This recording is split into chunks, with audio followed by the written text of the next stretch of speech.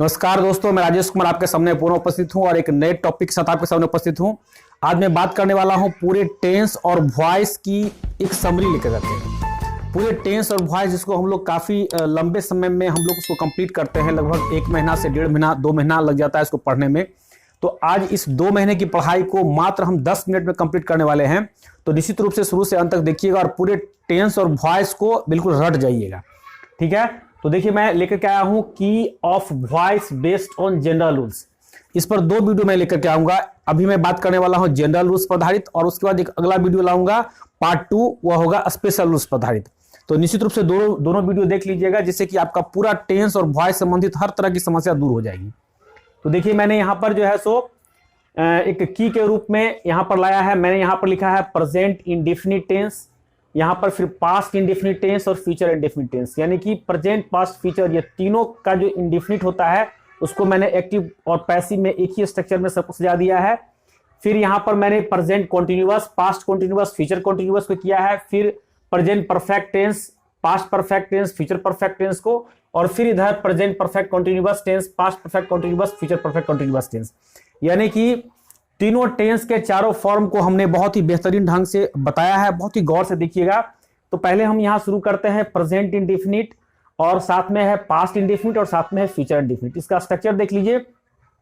यदि present indefinite के structure पर हम यदि बनाते हैं तो सब्जेक्ट प्लस V1 या V5 है, और फिर यदि पास्ट में लेते हैं तो सब्जेक्ट प्लस V2 है, और यदि फ्यूचर में लेते हैं तो subject plus shall oblique will plus V1 है, और फिर ये कॉमन हो गया ऑब्जेक्ट प्लस RW जो है सो सब में क्या है, कॉमन है। ये हो गया एक्टिव का स्ट्रक्चर। फिर आते हैं पैसिव का स्ट्रक्चर में। पैसिव में जो ये ऑब्जेक्ट है या स्थान ले लेता है सब्जेक्ट का, और फिर जो है सो इस सब्जेक्ट जो ऑब्जेक्ट था वो सब्जेक्ट के अनुसार यहाँ पर इजरम लगाते हैं। फिर वाज वेयर पास्ट में हो गया, और फ्यूचर में shall oblique will plus B हो गया, अब plus V3 plus by plus subject plus RW ये कॉमन हो गया। तो इस तरह से प्रेजेंट इंडेफिनिट के लिए ये, पास्ट इंडेफिनिट के लिए ये, और फ्यूचर इंडेफिनिट के लिए ये स्ट्रक्चर है। यहां पर मैंने 2 एग्जांपल दिया है, एक प्रेजेंट इंडेफिनिट का और एक फ्यूचर इंडेफिनिट का। क्योंकि जगह कम था इसलिए मैंने पास्ट इंडेफिनिट का नहीं दिया है। देखिए मैंने लिखा है राम ईट्स ए मैंगो, इसका पैसिव बनेगा a mango is eaten by Ram.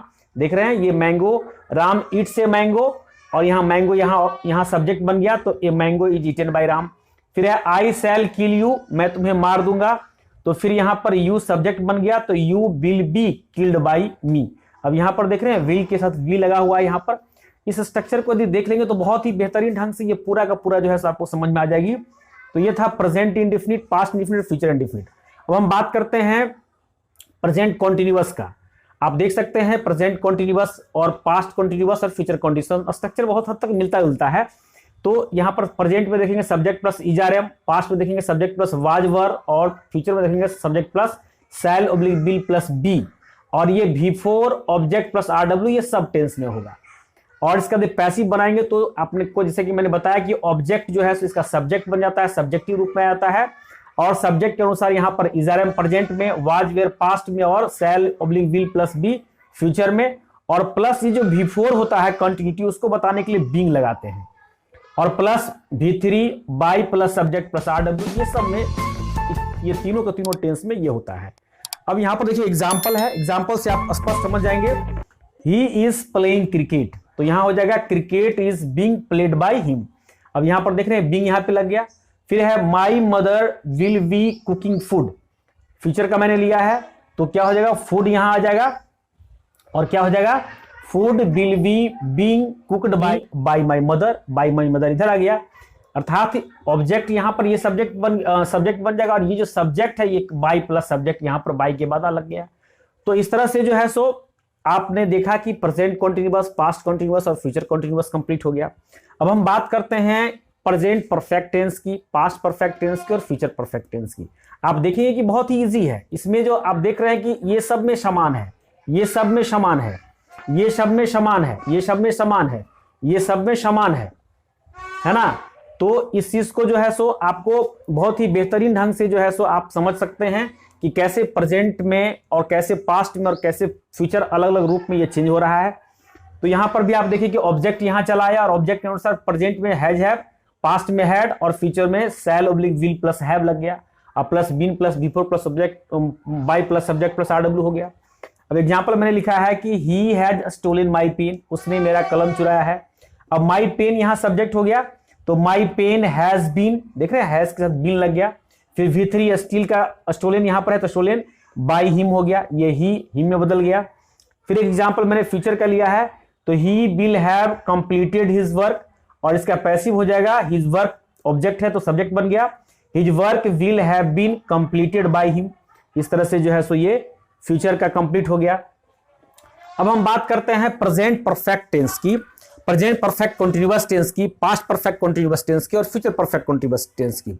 यह भी काफी इजी है, इसको भी बहुत ही बेहतरीन यहाँ पर भी है। सब्जेक्ट है, हैज हैव है प्लस हैड, हैज है प्रेजेंट में, हैड पास्ट में, और फ्यूचर में shall oblique will plus have हो गया, प्लस बीन हो गया, प्लस V4 हो गया, प्लस ऑब्जेक्ट हो गया, plus 4 oblique scenes plus from.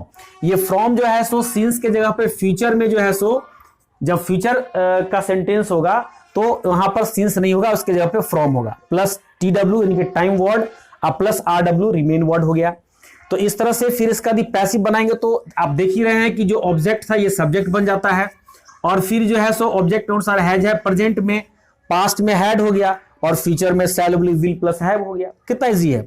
अब प्लस ये तो सब में आप देख ही रहे हैं, सब में सेम रहेगा, बीन रह गया, और चूंकि यहां पर जो V4 है तो V4 फॉर्म को बताने के लिए यहां पर बीइंग लगाते हैं, और वर्ब का तीसरा रूप हो गया, बाय प्लस सब्जेक्ट हो गया। तो इस तरह से जो है सो आप देख सकते हैं कि अब देखिए एग्जाम्पल मैंने यहां पर लिखा है, ही हैज बीन। ऐसे जनरली देखा जाता है तो ये future past perfect continuous tense या प्रेजेंट परफेक्ट कॉन्टिन्यूअस या फ्यूचर परफेक्ट कॉन्टिन्यूअस, यानी इस पार्ट को जो है सो बहुत सारे किताबों में नहीं बताया गया होता है, या बताया जाता है कि इसका पैसिव नहीं होता है। लेकिन पैसिव नहीं होता है ऐसी बात नहीं है, क्योंकि इसका उपयोग थोड़ा सा अनकॉमन है, इसलिए इसको बहुत सारे बुक में नहीं बताया गया है। लेकिन यदि बनाना हो तो इस ढंग से हम लोग निश्चित रूप से बना सकते हैं। बीन के बाद बीइंग लगाएंगे और बीइंग के बाद V3 लगा देंगे।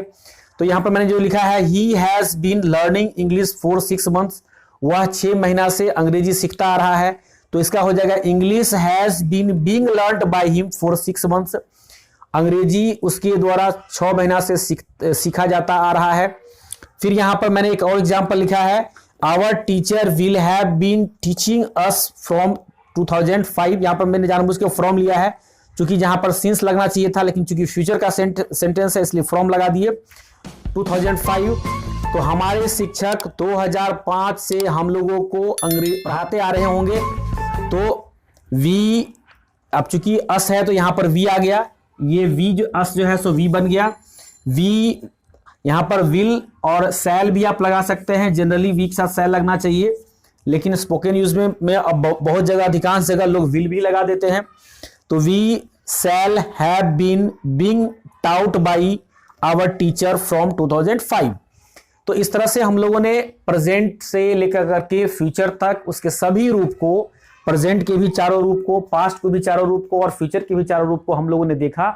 और बहुत ही एक छोटे से वीडियो में मैंने यहाँ पर बताने का प्रयास किया है।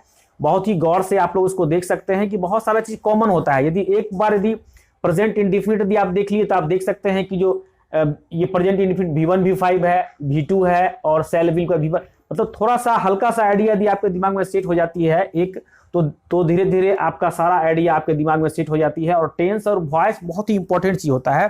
टेंस और वॉइस यदि आपके दिमाग में सेट है, यदि ये सिर्फ और सिर्फ यह इस वीडियो को 2 बार 4 बार 5 बार जब देख लेते हैं तो निश्चित रूप से आप बेहतरीन ढंग से इसको समझ पाएंगे। और इसको समझ लेने के बाद अन्य बहुत सारे चैप्टर या लगभग कर सकते हैं तो हर चैप्टर आपके लिए काफी आसान हो जाएगा। इसीलिए निश्चित रूप से इसको अच्छे ढंग से समझिए और इस पर आधारित जो सेंटेंस है खुद से बनाने का प्रयास कीजिए, इसको एक्टिव से पैसिव बनाने का प्रयास कीजिए। तो यह जितनी बातें मैंने बताया यह जनरल रूल्स था, और अगला वीडियो लेकर के मैं स्पेशल रूल्स लाऊंगा। निश्चित रूप से उसको देखिएगा ताकि आपका वॉइस से संबंधित समस्या और टेंस से संबंधित समस्या बिल्कुल दूर हो जाए। इन्हीं शब्दों के साथ मैं अपनी बात को समाप्त करता हूं। निश्चित रूप से आप देखने के बाद कमेंट कीजिएगा, लाइक कीजिएगा और सब्सक्राइब करने का प्रयास कीजिएगा।